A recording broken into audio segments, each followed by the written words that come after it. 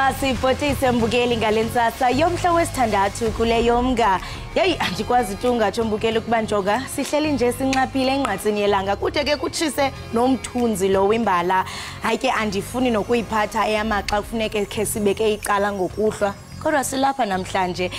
Ngokhawulezile nje mbukeli masijonge kwamanqaku asinawo namhlanje.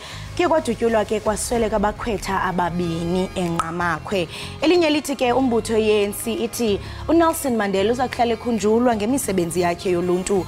Lo mbutho ke uthethe oku njengoko ke kuqatshelwa iminyaka elishumi lingasekho eliqala lomzabalazo. Kuninzi ke mbukeli esikuphathele kona ndimlo uNokanyezi Kalubisi uMadlongothi Mazipho uMamshukuma uMazondwa ngezinto zakhe ndihamba naye uMamtshali. Sasha sangena nezicapha mbukeli sangena sagulukudela wena wabona amaphoyisa ezolanda isigebengu sendawo yithi ke labambukeli sesifike eqasa sasikuphathele ulozolo lohlelo into ehle siphundu ekhaya Jikelele njengoba nje ulapha ya ondini lapha kwaSwayimana lapha enkolokotho nguhlelo lwakho ke lolu kuhlalwa phansi imbukeli kwahlelwa kwacatshanga ukuthi konje yini engenziwe kuze wena usakazelwe inhlelo ngolimi oluqondayo noluzwa kangcono ngisho phela ulimi lwebele kwabe ke sekuphuma lenqayizivele yohlelo Ekhaya Jikelele igama lami nguNoxolo kwaMwali ihlabangana limhlophe qwa njengamanje ke mbukela ke sibheka indaba ehamba phambili kuleli hora.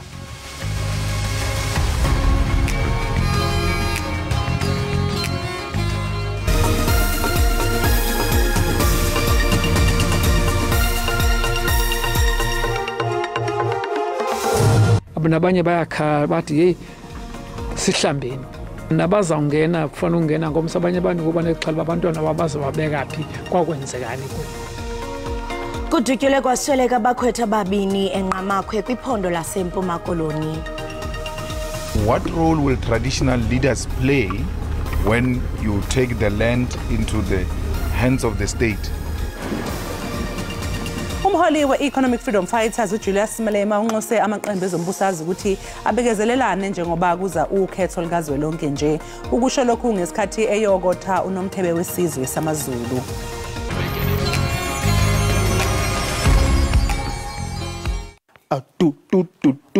Hey, singambiza no chup. You know what it is ngubig Xhosa lona hlala ubukele Ekhaya Jikelele from Monday to Friday sikuphathele zemidlalo, entertainment and current affairs. Ungaphoswa.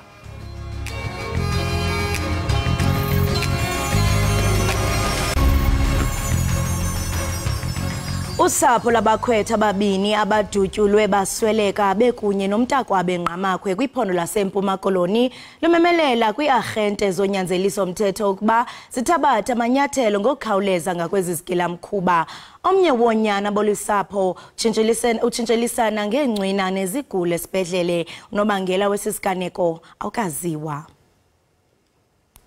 Usapho lwakwaBhusakwe belinethemba elikhulu ngonyana balo uAnele nowonke.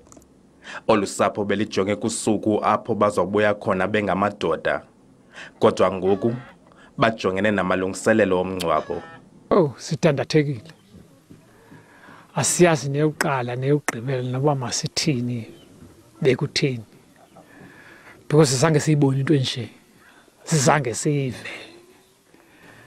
Into yokugawulwa kwabantwana besesuthwini. Sinethemba ngomsonto basiza kuba namadoda. Ukanti esisehlo sikwachaphazele nabanye abakhwetha. Abanye bayakhala bathi hey sihlambeni nabazawungena kufanele ungena ngomsa abanye abantu kuba nexhala abantwana ababaze babeka phi kwakwenzekani ku.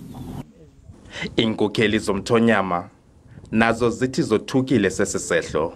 Simele kasimka apha senze arrangement ne parents uba ayonda akhonda sinobathatha abantu sibase kuyona at least ebhetele ke kunalemeko kuyiyo. Ngokwesebe lezempilo ephondweni ngabakhwetha abayi8 abathe babhubha susela liqalile ixesha lolwaluko lasehlotyeni. Abongile Yankees kwiindaba ze-SABC enqamakhwe. Umnyango wezempilo kwaZulu-Natal umise zonke inhlelo zokuxhumana ngqo nomphakathi isikhathi esiyinyanga yonke endwedwe enyakatho yeTheku. Lokho kulandela ukuphangwa kubulawa umhlengazi womuntu wesilisa kule ndawo. Lesikambukela kusona isigameko sokuqala kwazise phela igilamkhuba zihlasela ngisho nezimoto ezithwala iziguli. Ziyanda izigameko zokudunwa nokwebiwa kwezimoto zikahulumeni KwaZulu-Natal. Izindawo ezisenyakatho yeTheku okubalwa uMashu, iNanda kanjalo neNdwedwe zihlonzwe njengezindawo ezishisa izikhotha. Izinyunyana zabasebenzi bezempilo zisisekufika ekugcineni emva kwalesigameko sakamuva sokudunwa kwemoto ezidlule nomphefumulo womhlengikazi wesilisa. Eminyakeni emibili edlule, amadoda ayisishiyagalombili abehlomile angena emahhovisi omnyango wezolimo eNdwedwe abamba onogada ahamba nezimoto zikahulumeni. Kukholakala ukuthi lezi zigebengu ziyingxenye yeqembu eliduna izimoto zikahulumeni. Umnyango wezempilo uthi ubheka izindlela zokuqinisa ukuphepha kwabasebenzi. Kusho ukuthi uma sazama ukuthola indlela nesolution kuzofuna siwasuspende ama-outreach programs e-department onke at least for the next month while sikwazi ukuplana kahle. Izinyunyana zithi ukudunwa kwezimoto zikahulumeni ikakhulukazi eNdwedwe yinto endala edinga ukufakelwa izibuko. Abasebenzi baba netrauma bengalitholi uxhaso kuhulumeni. Amaphoyisa aphenya icala lokubulala, elokuzama ukubulala nelokuduna izimoto. Ngingunenhlakanipho Magwaza ezindabeni ze-SABC eThekwini.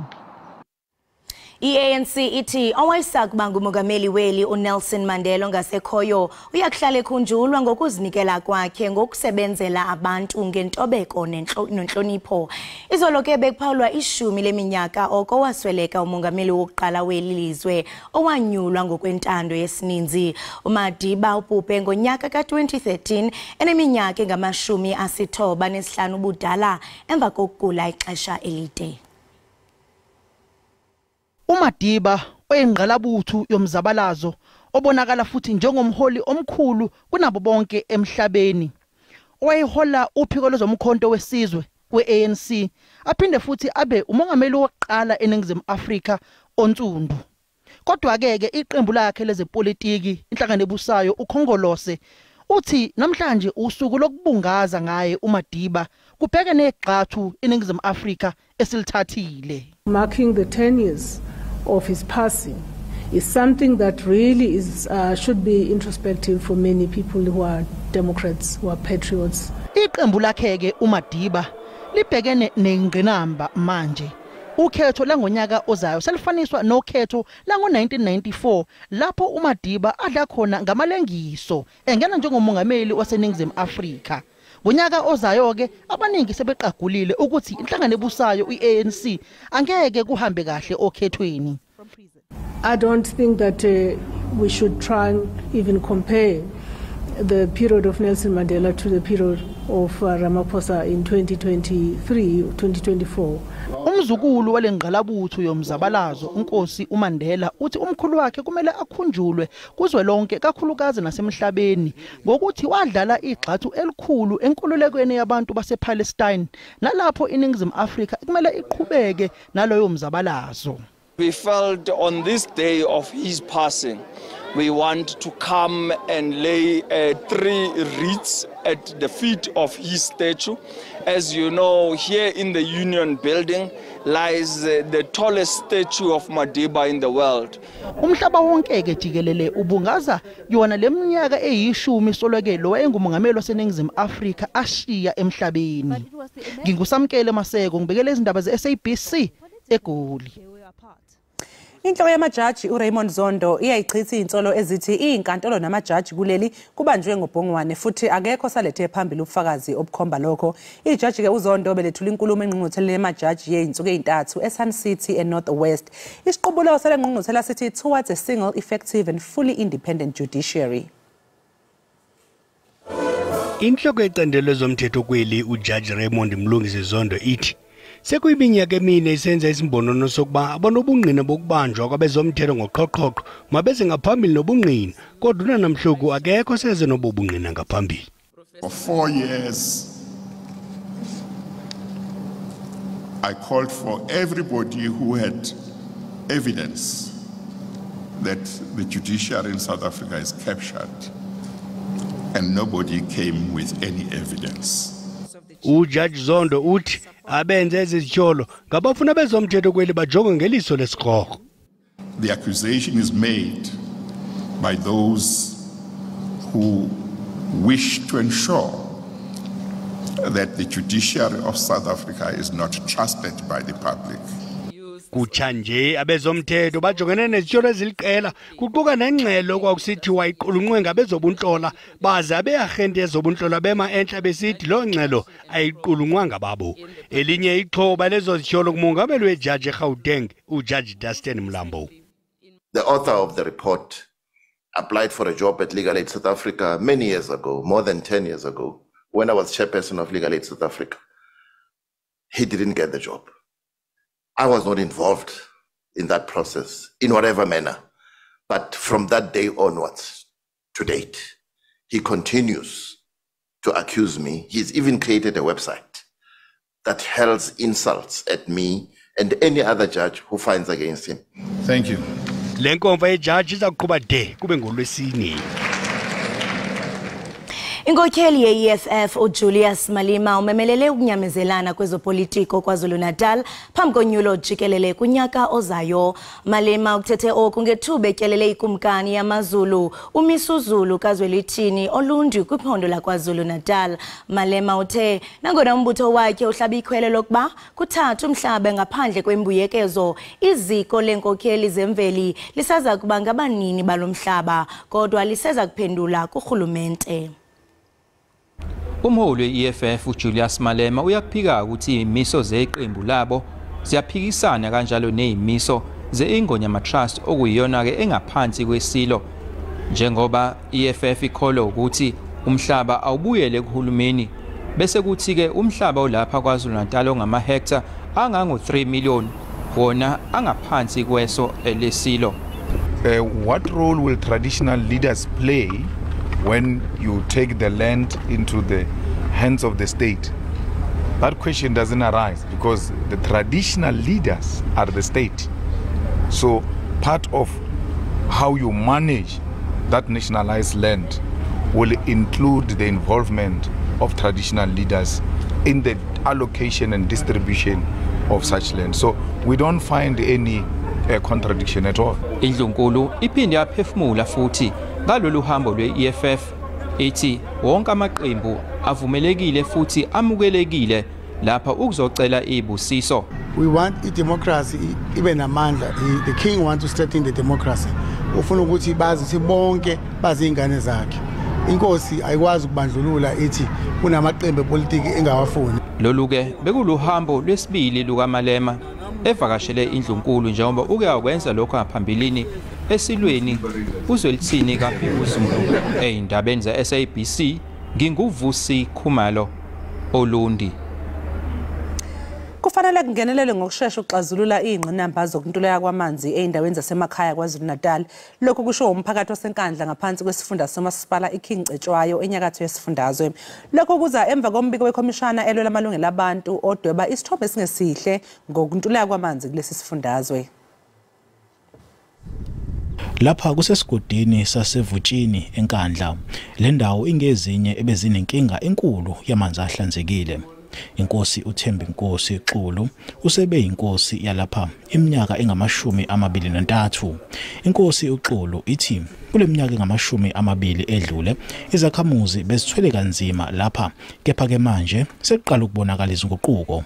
Abakhonayo ukusondela kuhulumeni omkhulu basinxenxele kuhulumeni omkhulu ukuthi imikhandla emikhulu lena yethu kuyona sibhekele indaba zamanzi babheke ukuthi isabelo njalo side sithi ukuthi xaxa ngoba akukho kuhlupha ukudlula amanzi endaweni zamakhaya. Izakhamuzi zakulesigodi ziyavumelana ke nenkosi ingqalasizinda yamanzi enye yezinkinga ezihlonziwe.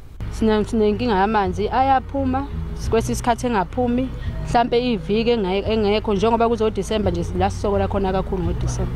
Iziphathimandla zakulo masipala wesifunda iKing Cetshwayo zithi sekuneminyaka kwabake nenkinga yamanzi kule ndawo.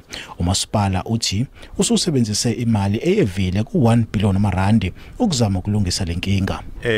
Imali engaphezulu kwa2 billion cathi sisayidinga ukuze sikwazi ukulungisa zonke lezi inkinga ekhona zamanzi lapha neKing Cetshwayo. Ukwenza isibonelo nje kunedamu lapha esolakha lapha eNtsuze lilodwa lidinga more than 200 million ukuze li supply abantu abaningi inkumbi zabantu. Lo masipala waseKing Cetshwayo uthi uthenge amaloli ayi-18 ahambisa amanzi emphakathini. NginguSimphiwe Makhanya wezindaba ze-SABC ngisenkandla.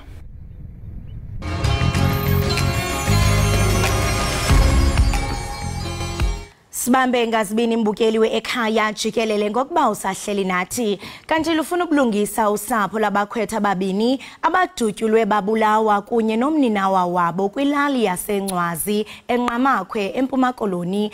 Usapho lakwabusakhe lusabamba ngezantsi ngenxa yale nkohlakalo. Omnye ke ubhuti wabakhwetha uyachacha esibhedlele kwaye kuzawuthi kangoku unobangela wesisehlo awukaziwa. Qhelekile ke into mbukeli yokuba xa kusenziwa isiko lolwaluko kwiphondo leMpuma Koloni kuye kubikwe iziganeko zokwenzakala kwabakhwetha ngenxa yongenziwa kwelisiko ngokufanelekileyo nokuxhatshazwa kwabakhwetha maxawambi ke bade baphulukane nobomi babo. Ukuva banzi ngezicwangciso zokhuseleko kwabo baza kuye esuthwini sinxibelana nangeqonga likaZoom noNkosi Mpumalanga Gwantiso ongusihlalo wendlu yenkokheli zemveli kwiphondo leMpuma Koloni. Nkosi Gwantiso masikubulise sikwamkele enkqubeni Ekhaya Jikelele. Mandibulise msasasi, ndibulise kubaphulaphuli nobumi ngobanzi belizwe loMzantsi Afrika. Sibambe ngazibini singathanda ukudlulisa amazwi ovelwano kwintsapho okanye kusapho lithe lahlekelwa ngonyana babo. Kubhlungu kakhulu uba sinale ngxoxo ngalentseni yanamhlanje.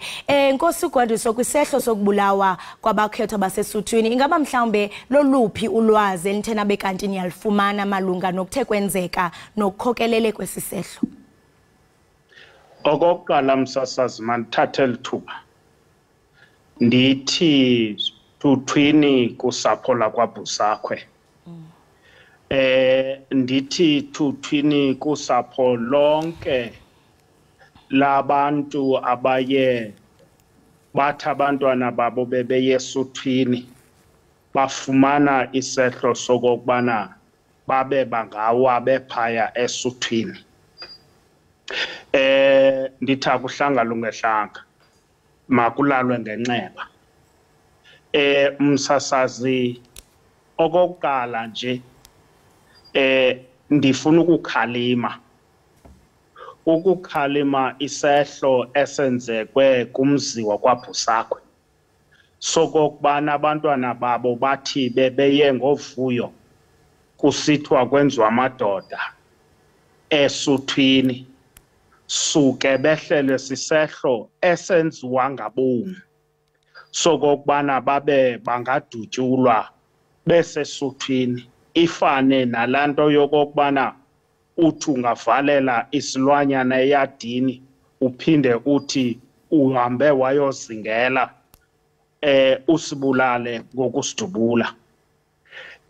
Msasazi inkcukacha ezivetshe zokokubana kwenzeke ntoni isizathu yintoni amapolisa asaphanda kwelo cala kodwa silindele into obana singalufumana olocwangciso lelo nkcazelo kungekudalanga okwangoku na siseme kulento yokokubana masithuthuzele usapho sijongane nemeko abahlelwe yiyo siyovela sibubukhosi njenganamhlanje sisithi mabalale ngenxeba. Mabelale ngenxeba kubhlungu kunjalo ndiyaqonda into yokubana nabanye bebekunye nabo iyabachaphazela kakhulu le meko kuba uba nihleli ninonke niva ngezithongo ezompu nani nibasexhaleni into yokubana ngomso ingaba kuzowenzeka ntoni. Singathanda ukuva ingaba mhlawumbe lisavuliwe eliziko kuzowenzeka ntoni ngomsebenzi osele uqalisiwe wokwaluka kwamakhwetha. Msasazi wam siliphondo leMpuma Koloni asiyithathi kancinci into yobana kufika ixesha lokwaluka kangangento yobana singayithathi kancinci senza onke amalinge okokubana sijikeleze lonke iphondo sisenza izimemelelo zokokubana abazali nabantwana abo baza kuba ngabakhwetha baphakame balandele imigaqo esa elukhuselweni ngokwemizimba yabo, ngokwemphefumlo, ngokokubana kwiindawo abazawuhlala kuzo zibe zikhuselekile and zibe zicocekile.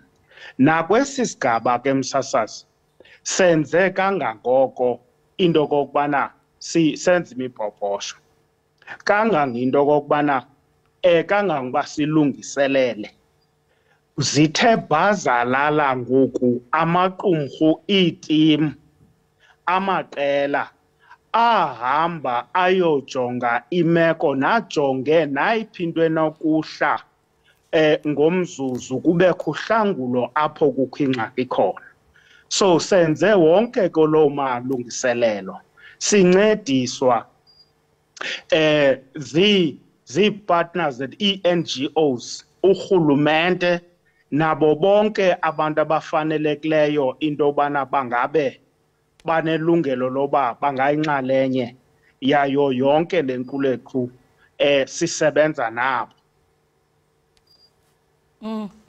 Kuyavakala Nkosi uGwadriso ukuba ngenene kokokuqala nqa ukuba kwenzeke oku siyaqala ukuva into yokubana khona bakhwetha bangathi badutyulwe. Umbuzo ngokuba aba bantu basuka phi, njani bezawutargeta mhlawumbe amakhwenkwe asakhulayo, njengokuchaphazela into yokubana akhona amanyathelo eniyeni wathabathe xa kukho iziganeko ezibumila kunde uqinisekisa ukhuselo.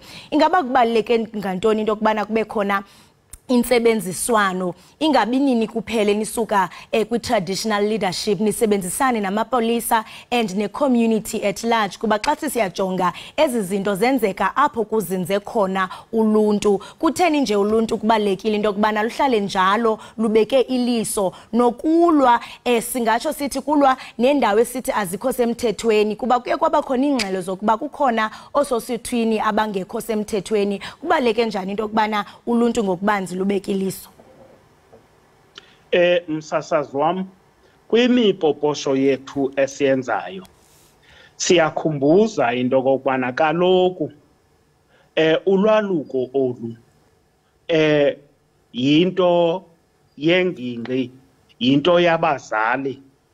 Eyona nto ingamandla esiye siyimemezele into kokubana amadoda endawo afanele into yobana aphakame ayigade into yokokubana amabhoma ayisiyo ndawo yokubana kuyokwenza ubugebenga, kuyongena amaphara, kuyongena abantu abangafanelekanga.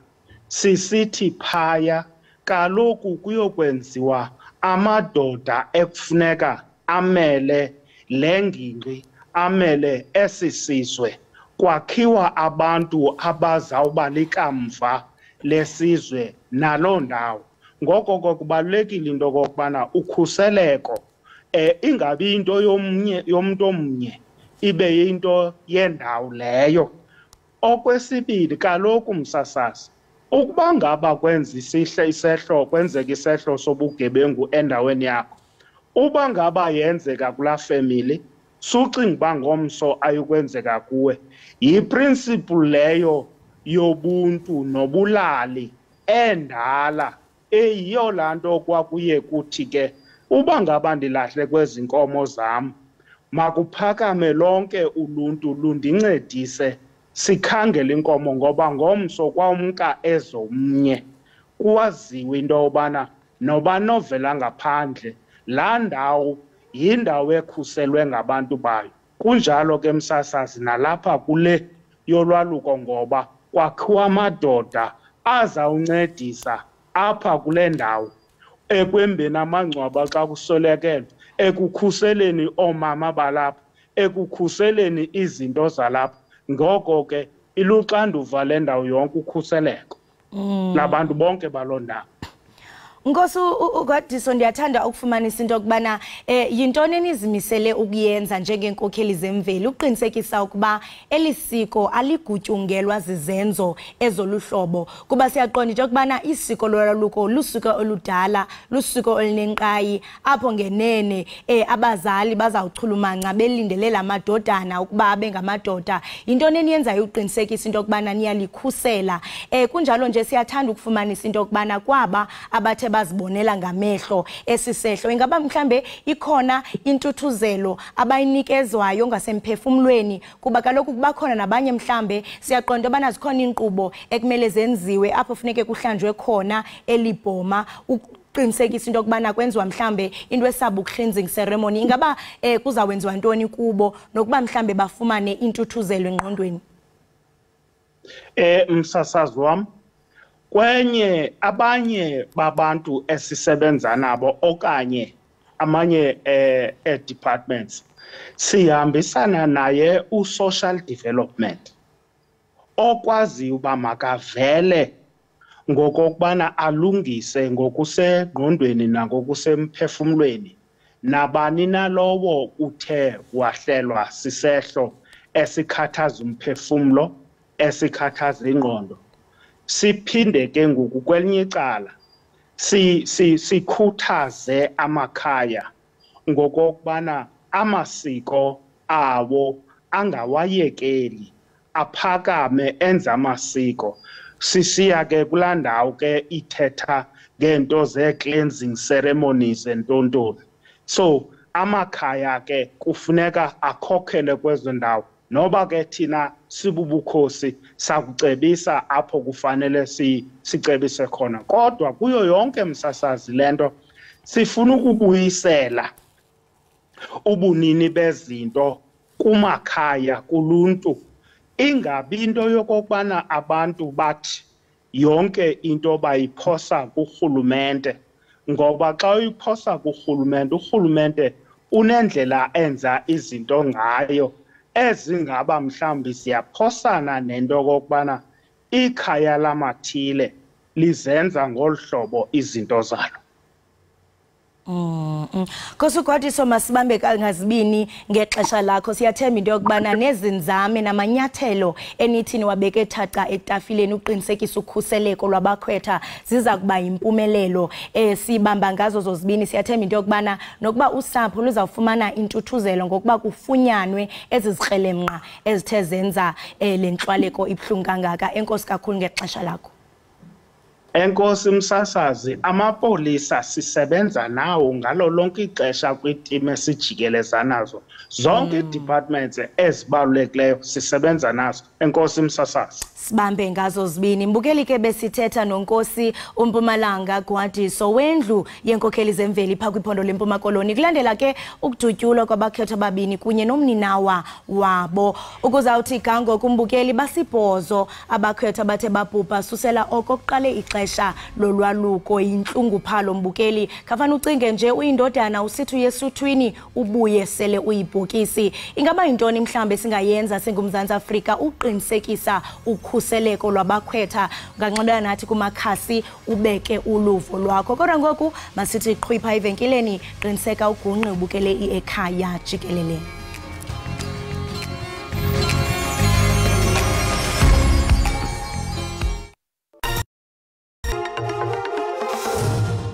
Amaqembu asesigabeni seyimfunda makhwela ekuruleni nethemba lokuthi izipho ikaKhisimusi zosheshe ifike kulonyaka lamaqembu sekuphele izinyanga cishe zisithupha engakhokhelwa emva kokubamba iqhaza emqhudelaneni iCity of Ekuruleni Youth Football Tournament umdlalo wamanqamu walomqhudelwano wadlalwa mhla ziyi-16 kuNhlangulana enkundleni ke yaseTsakane nonyaka ngeshwa ke kuze kube namhlanje amaqembu awakaze akhokhelwe We played a tournament that was hosted by City of Ekuruleni, partnership with Safa Ekuruleni Regional League.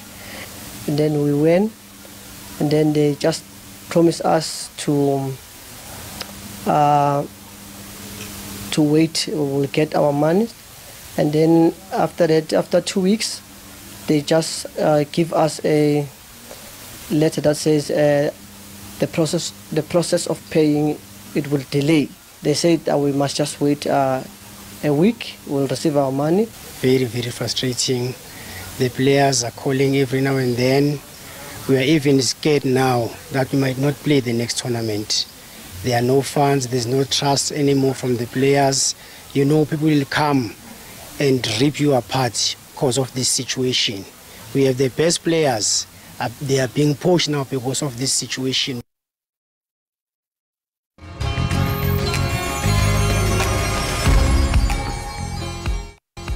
Siphinde sikwamukele mbukeli ekhaya Jikelele. Izolo ke mbukeli sikubikele udaba obelithinta ukushaqwa kwempahla komkhulu leqembu elibusayo ANC eLuthuli House. Kunembiko ethi iANC ikoleta inkampani ebizwa ngokuthi iEzulwini Investments igidigidi zamarandi nokuyimali eyingqwembe ezokhethelwa ngonyaka u2019. Ingabe iziphi inyathelo kumele zithathwe enkantolo ngaphambi kokushaqwa impahla kanti yipi lemcikilisho kumele ukuthi yenziwe ngaphambi kokuthi impahla ishaqwe? Ukuthola ke kabanzi ngalokhu sixhumana ngohlelo lweZoom nongoti wezomthetho umpumelelo wezigalala Zigalala attorneys. Asikubingelele impumelelo sikwamukele ekhaya Jikelele. Angibingelele bese ngibele kakhulu abela bahle emakhaya. Zigalala kusichazele lapha ukuthi iyiphi imigudu elandelwayo uma ngabe kushaqwa impahla. Ithanda ukuba mningana. Umuntu uqala akubhayile incwadi akukhumbuza ukuthi akhumbula njalo ukuthi usamkweleta. Mangabe incwadi ubona ukuthi ayingathi ushaya imbewu uyayiziba. Abese gijima enkantolo khiphe nesibizo ukuthi amasamanisi. Masifikile amasamanisi nakhona futhi ungazange uziwalandele imigomo nemibandela yakhona ukuthi aphile emva kwesikhathi esingakanani. Inkantolo bese ikhipha into ekuthiwa i-order noma isinqumo ukuthi cha hamba ukhokhele noma akakhokhele. If ungasenzakalanga lokho bese uyabuya uze enkantolo uthi hayi inkantolo ngiyabonga ukuthi usushilo ukuthi angikhokhele noma icala selimini ilalelelo wahlulwa kwathiwa angikhokhelwe mina. Sengicela unginikeze incwadi manje lesibizo ukuthi execution noma warrant of execution. Le ngizohamba ngiyobheka khona ukuthi eziphi impahla na mayisifikile ke isikhonzi senkantolo ngoba sithona kuphela esinamandla ukungena emzini yabantu noma emzini engeyona yethu sikwazi ukuphiqulula impahla ekhona sizobuya sesibuya nelist eshoyo ukuthi cha nazi izinto engizothi mase ngibuya la bese ngiyazithatha makuwukuthi ukhesha wakawukhipha ozokhophela ngawo lo muntu othi uyamkweleta base sesidlulile leso sikhathi ekusuke evunyelwe ngaso noma suke esiqinile enkantolo then bese iyabuya kusheriff lezo bese buya khona ngetruck nabantu abazomsiza ukuthi bamthuthise lezi impahla abese hamba nazo afika yogcina lapha kwi-storeroom sakhe. Into azobe sebeyenza ke uzobe seyayidayisa usheriff konke le mali azoyithola idayisayo abese ezoyinikeza wena athi cha sokhumbula phela ukuthi ngiyithatha lapha beza ama second hand bengizokwenza izinto ezintsha sengikwazile ukuthi ngiyidayise la kule besibiza ukuthi auction njengoba sengiyidayisele nge-auction insalela yakhona sengiyinikeza wena either izokwazi ukuthi sikhave isikweletu sakho noma ngeke izokwazi ukuthi sikhave isikweletu sakho ngale ndlela kade sibekwe ngayo ngaphakathi noma ngandlela kade sibekwe ngayo lapha enkantolo. Kuke kwabonakala ke impumelelo iloli lenkampani Ezulwini Investments lizoshaqa impahla komkhulu leANC bebenayo yini imvume yokwenza lokho? Ayikho imvume isheriff kuphela uvumelekile ukuthi angene endaweni. Njengoba ngisho ukuthi wena njengomuntu uma bekuthiwa i-order iphumela wena ifavorisha wena uhlala lemo ukuhlela usheriff kubuye nongenayo. Usheriff ozobe sesho ukuthi cha ngicela unginikeze imali ama storage fees ngicela unginikeze imali ukuthi bakhona into ephukayo la ungezi kumina uzolwa nami kodwa ukuba khona kwabo bekurong mangabe kade bebekhona into ade kufanele kube khona kufanele kube isikhonzi senkantolo kuphela nabasebenzi baso kuphela ne-truck noma ne-transport abayisebenzisa bona kuphela. Asikwazi isikhonzi sibuye sizokuyena njengomuntu oyiphathe nephaseli yalapho sithi hayi woza nawe khona uzoba yiphatha ukwazi ukusikhombisa ukuthi thina khumbula ukuthi into asebeyoyenza manje sebeyo-identify noma bathathe lezi impahla kade beyibonile ekuqaleni abathathi impahla ezinto so usuke engadingakala umuntu oyi-litigant noma lo muntu ekade ngelwa naye enkantolo mase kuthiwa kuzolanda iy'mpahla. Yiziphi-ke iy'nyathelo zomthetho obona ukuthi i-ANC ingayithatha ukuzivimbe ukushaqelwa impahla? Sezincane kakhulu sokubona ukuthi udaba lalikhona manje liphuma eBloemfontein eSupreme Court of Appeals sekusele inkantolo eyodwa yokumphelandaba i-Constitutional Court ungaba ukufaka noma ukulodge appeal ezobe siya khona. Ngeke ngezwa kune-confusion ukuthi kahle kahle kuthiwa sekulodge nini ngasiphi isikhathi ukusende notice uthi noma umbhale incwadi ukuthi ngizohamba ngiyolodge akurecognize umthethweni noma ngokomthetho yasenkantolo. Into erecognizwayo i-notice ekhishwe as per ama-rules asenkantolo iyahamba yoyifayilwa kulo muntu ekuthiwa uregister after kuthiwa isiseviwe kwi-opponent yakho. So into efanele bayenze ukwenza leyo notice le and then i-Constitutional Court yona izobe isisho-ke masicubungulile ukuthi izathu abathi balidlulisa lolu daba baletha phambili ziyawenza nomqondo khona yini la sithinta khona i-Constitutional Court.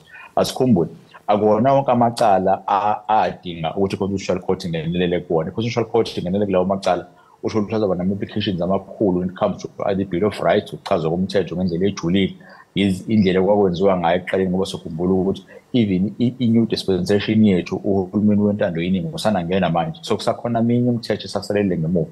So angibona la i-Constitutional Court lolu daba izoluthathela phezulu, izothi awu kade sasiyikhuluma iy'ndaba zokuthi umuntu uma ekoleta ukhokhela kanjani, nina mangabe nihlulekile ukuthi nidefende emathayini ekuqaleni ayikhokhane imali bese njelela phambili. So nokufaka i-appeal kuzokusiza kodwa ngeke kusize kangaki. Mhlawumbe into abangane bakhulume ngayo banegotiate ukuthi cha ake sivumelane ukuthi ngizokhokhela kanjani kancane kancane ngoba anginathi isamba esikhulu ngizokwazi ukuthi nginikeze sona njengoba sifuna manje. Le nkampani-ke Zikalala ithi izofuna imvume yokuthi ikwazi ukugqekeza yephule iy'ngidi zalaphaya eLuthuli House ukuze phela izokwazi ukuthi ingene phakathi ishaqi impahla. Ingabe umthetho uyakuvuma yini lokho? Yebo sukuvuma. Khumbula phela ukuthi akuyena wonke umuntu osuke ezothanda ukuthi impahla yakhe ithathwe kuyena. So kunabantu abazothi mase iphumile lo order zobe sikhishwe enkantolo besithi hayi bazobona kahle baze bayafika nje sengikhiyile sengivalile ngawuthatha ukhiye ngahamba ngabe sengiyale emakhaya ngiye basangithola. So kwi-order efana njengale ekhishwe for i-warrant of execution and removal of izinto ibe khona ulayini ozosho ukuthi hawu sikhonzise enkantolo siyakunikeza amandla aphelele ukuthi ufike ugqekeze if needs be, ufike uphule isicabha if needs be, ngoba into esiyifuna thina sifuna ukuthi sihambe sishesheleze impahla ekhona. So uzobe namandla aphelele once wafika nje Luthuli House wangena akho mnyango ozovalwa kuyena ukuthi akangakwazi ukuthi angene kuyena. Ayikho into ezokwazi ukuthi ivinjwe kuyena ukuthi ayingathathwa ngaphandle kwento mhlawumbe umuntu angathi mase uyayithatha athi cha sheriff le ayibelongi-ke ngala kakhongolo siyathe ngoba mina nasi isilipho sakhona uyasibona ukuthi sibiza abantu akuyona i-part and parcel yale mpahla ethu sizoyithatha but kokunye konke kuvulelekile angingena afika athathe just as long as ebona ezokhala ngamehlo akho ukuthi cha lo sofa nguthathayo ubizwa 1200 kulawo 1.6 million ekuthiwa siyawukoleta ngabe sesibhukhu manje aze ayofika egcineni nempahla noma aze afike la esethi khona hayi sengiyithathe zonke impahla sokhona isihlale sodwa sengiyabona manje ukuthi sekuphelele asambeni sengiqedile mina ngizokwazi ukuthi ngikwazi ukuthi ngikuthathe la namhlanje. Manje iEzulwini Investment ke njengamanje sikuya phambili ikuphi ngokomthetho indlela engayithatha ke manje? Kuyona isihleleleni lesikhonzo senkantolo once kwadlula isikhathi ukuthi kufakwe i-appeal esedlulile noma kuwukuthi i-appeal azange zifakwe all banelungelo lokuthi babhalele usheriff bathi usheriff sakunikeza nje i-order ethi ihambe yokwenza ukuthi yindaba ungahamba ngosulalela abantu abazokudukisa bakutshena ukuthi i-appeal bayifakile ibingazange zingene hamba ufike uLondon then bese uyabuya kuthini mase kubuya lapho yila khona iZulwini Investment izobe siyabona ukuthi kungabe iy'mpahla ezithathiwe zizokwazi ukuthi siqedile isikweletu sabo noma mhlawumbe sizophinde baqale phansi izinto zabo zingahambi ngohlelo and then bese bebona baqhubeka kanjani. Kodwa ngiyacabanga la ngoba basidila neqembu lezepolitiki elisafisa nokungenelela nokhetho ngeke bafuna ukwenza into ekuthiwa liquidation la kuzothiwa khona engathi iy'kweletu zenu ziningi kakhulu nemali engenayo ngaphakathi kukhona imizamo abazokwazi ukubayenza ngoba once liquidate it means ukuthi there's no ANC ezovotela ngo-2024 i-entity will not be there anymore. So bazokwenza ngazo zonke iy'ndlela ukwenza sure ukuthi bayakwazi ukuthi basiqedele isikweletu ngokushesha and then bese bakwazi ukuthi banegotiate kahle. Ngibona lolu daba nje kuyinto ekuzonegotiate ngayo ukuthi cha akenenzeni kanje madoda khona soba right if ukuthi akunegotiatewanga sekuyobo bayiphanda kuphi imali kodwa ekugcineni kosuku lo mali kumele iphumile njengomyalelo wenkantolo. Njengoba nje-ke iqembu elibusayo selinikele enkantolo enkulu kunazo zonke i-Constitutional Court ingabe lungagcina liquliwe lolu daba lapho iliphi iqhaza elingabanjwa ile nkantolo kulolu daba? Lincane kakhulu i-Constitutional Court ibheka kakhulu indaba ezidila kakhulu ne-constitution. Now in this case ayikho into engake engenayo ngoba udaba kade lasethlishwa inkantolo ukuthi umuntu mekuthiwa uyakweleta nomuntu uyakweletwa eziphi izinto ekufanele zibe khona. So inkantolo ngeke saqala phansi ibheke ukuthi ngaba ama-contract abhalwe kahle yini. Umsebenzi wala Constitutional Court sekuwukuthi fika kuthina mawusuze emphelandaba izinto eniyidiscussayo mayelana nalo mthetho kuwukuthi azikho clear noma ziyadida ngendlela eziyizona. Thina sobe sesiyafika ngoba sifika namajaji athanda ukuba maningana nalawo kade wathole ekuqaleni sikwazi ukuthi udaba selicubungusise kuze kube ngaphezulu. In this case ayikho into edinga ukuyicubungula. It was clear khona i-contract khona i-service eprovidiwe once aseyaprovide i-service umuntu okufanele ukuthi akakhokhele i-constitutional court akukho sazokucubungula beyond than what is there ngale ndlela ekubhalwe ngayo if kuwukuthi khona ufakazi obungangenanga kahle ekuqaleni then akuyona inkinga i-constitutional court inkinga lo muntu ufakazi angazange abufake ngoba ama-rules asenkantolo alula uku-understand ukuthi konke okungafakwanga ekuqaleni sathi udaba lisaqala ngeke uzokwazi ukufaka inkantolo engaphezulu because the record has been sealed sekuvaliwe. So ngaphandle i-constitutional court mangabe ingakhuluma ngalolu daba the importance ukuthi uvulwa nini kuzofakwa ama-defense kuvulwa nini la kuthiwa khona qalani phansi nifaka ama-submissions in something which is very rare although it can be done something which is very rare and kuma-case afana njengalawo akuyona into eyenziwa kalula so ngibona engathi even kwakuya constitutional court angeke uze kusize kakhulu lapho because image already has been made i-odyssey khona sekufanele nje ukuthi ake sethuthe kuyona. Ngokubona kwakho impumelelo lolu daba lungadonsa isikhathi esingakanani? If usiyo-check ukuthi ke-constitutional court and by 15 or 14 December iy'nkantolo ey'ningi zobe sey'valwa mhlawumbe ngingasho ukuthi angeke uze kuphela unyaka ozayo kungaqedwanga ukukhulunywa ngalo worst case scenario mhlawumbe sengingaba March April kube kuwukuthi inkantolo isidecidile ukuthi cha ngeke sesenilalele madoda sekuphelile and then laba-ke ukuyibona abanemali abafuna ukuyithatha bese bekuthumela esikhondini senkantolo ukuthi hhayi-ke isiyiphumele ke-order yokugcina inkantolo yomphela-ndaba isibatshenile ukuthi ikhisi yabo ayikho cela ukuthi uma uhambiye lapha uyosithathele ngokwethu. Sibonge kakhulu kwempumelelo ngesikhathi sakho lapha ekhaya Jikelele. Ubonga mina kakhulu nibe nosuku oluhle. Lawo ke mbukeli bekumpumelo zikalala bezikalala attorneys besixoxana ngodaba lokushaqwa kwempahla lapha ya eLuthuli House lapho kubonakala khona ilo lelibhalwe sheriff libukeka sengazuthi ke lizile kuzoshaqa impahla njengoba iEzulu Investment ikweletwa ke iAfrican National Congress kodwa ngokwembiko kuthiwa cha ilo lilibuyele emvubela lingaphethe lutho kushuthi bahamba ke labuyele emuva besixoxisana nje ukuzwa ngokwezomthetho ukuthi uma ngabe kunodaba olunjengalolu kuye kwenzeke kanjani kuyaphambili njengamanje ke mbukeli sophosa amehlo lapha esimeni sezulu uma ngabe ke sesiphela isimo sezulu sibe sisiqu ekhefini ngayindawo.